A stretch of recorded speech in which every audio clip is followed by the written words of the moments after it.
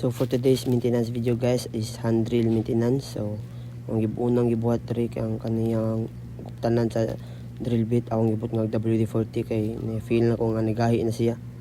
And gituyok din ako, gitrapuhan ako. So wala rin siya guba sa internal parts guys. So ako karang gilimpyon na yung external parts.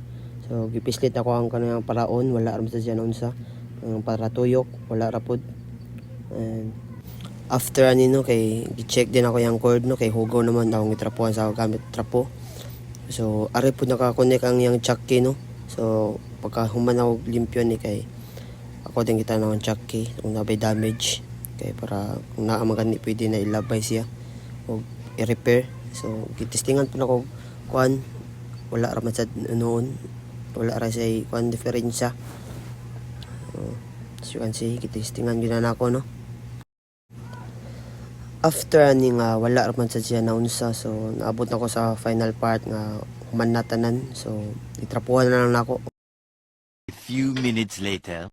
For today's maintenance video kay ang radial cutter. So first step na ko gibuhat no kay limpyuhan ako yung sakit ug iyang kuan cord kay hugaw kayo. So as you can see gilimpyuhan gyud ako tarong kay daghang kay abog. And after ni kay naman ko gilisod-lisod diri kay gahit naman sa akong ibot nga WD-40. So effect na ni take effect na dayon ang WD-40.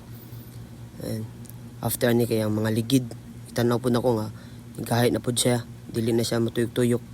Pero ang giunang limpyuhan na ni kay kato ang lawas. And nasa ko gi-apply diri nga WD-40 sa top part ani niya. I-brushan ako, itrapuhan ako. And namin mga ninggahi diri, so bear with me kay daghang kayo gi-apply ani nga WD-40 ani nga machine. As you can see butang na po ko, liso na ko o ni take effect na dayon ang kuan WD-40.